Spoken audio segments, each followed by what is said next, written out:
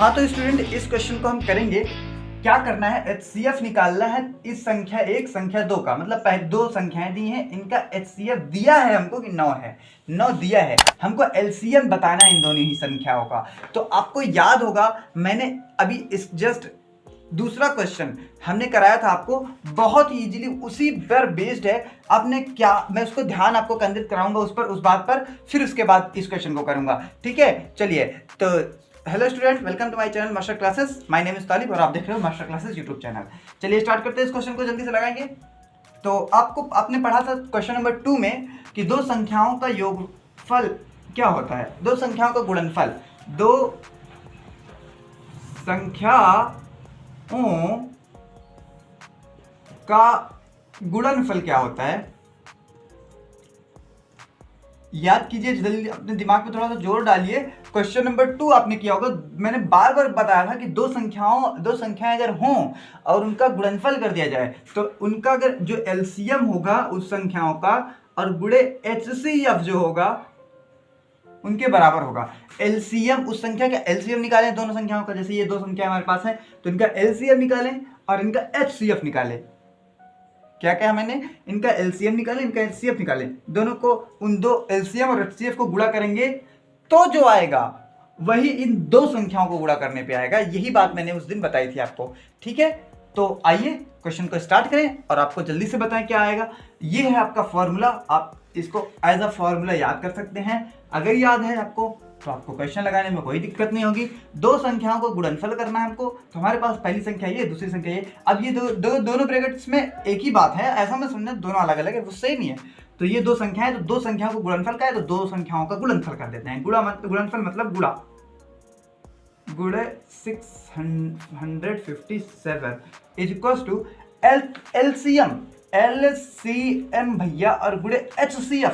कहा है कि इन दोनों संख्याओं का HCF 9 है, तो मैं HCF की जगह पे 9 लिख देता हूं क्योंकि हमको पता है कि 9 ही है, यहाँ पे दिया है सवाल में।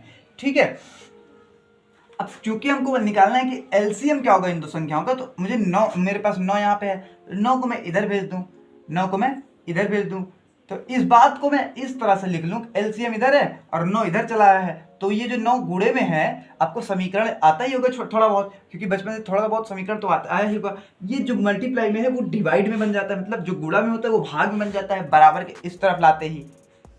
ठीक है, तो क्या होता है, LCM मुझे निकालना है, तो LCM बराबर, जब मैं 9 को इधर लाता हूं तो 306 गुणे 657 और 9 बटे में आ जाएगा यहाँ पे 9।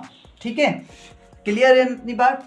क्योंकि हमको LCM निकालना है तो LCM बराबर, देखो 9 से कोई कट रहा है का, ये या तो ये कोई सा कट रहा होगा, तो मैं पहले इसको चेक कर लेता हूँ। 9 चौक 36 ज़्यादा हो जाएगा, तो मैं 9 त्रिक 27 तक लूँगा और 9 चौक 36 हो जाएगा। देखो इसको करेंगे तो 9 त्रिक 27, 3 बचा इसमें, 3 इसको देंगे तो हो जाएगा 36, 9 चौके 36, तो 34 गुणे में 6 5 7, इतना आ गया अपने पास। LCM जल्दी से फटाक से करेंगे, LCM कितना आएगा, इन दोनों को गुणा कर लेते हैं यहाँ पे कहीं, फिर डायरेक्ट मैं इसमें आंसर लिख दूंगा। अब मैंने इसको डायरेक्ट आंसर नहीं याद किया हुआ है तो अभी बता देता मैं आपको, आप लोग कमेंट करके बताना इसका आंसर कितना आएगा। मैं गुणा कर लेता हूँ, इसका आंसर आया 22, ये कितना है 22 33 8 ना, ये मिटा देते हैं। कैलकुलेशन आपने की होगी, गुणा किया होगा आपने, आप, मुझे उम्मीद है आप मुझसे पहले आंसर बताए होंगे गुणा करके। तो ये वाला जो आंसर है वही LCM है, आप इसका आंसर देख सकते हैं। तो ये इतना इजी क्वेश्चन है, बस सिर्फ आपको ये एक लाइन जो लिखी हुई है बॉक्स में उसका फॉर्मूला आपको पता होना चाहिए, आप इजीली इस क्वेश्चन को गेन कर सकते हो, आराम से लगा सकते हो। ठीक है, कोई दिक्कत नहीं आने वाली है। मिलते हैं नेक्स्ट क्लास में, और 4th क्वेश्चन तक हमने कंप्लीट कर लिया है। वीडियो पिछली क्लासेस की ना देखी हो तो लाइन से वीडियोस को वॉच करें, तभी आपको ज़्यादा बेटर समझ में आएगा। क्वेश्चन नंबर 5 हम अगली क्लास में डिस्कस करेंगे, तो मिलते हैं नेक्स्ट क्लास में। Thanks for watching.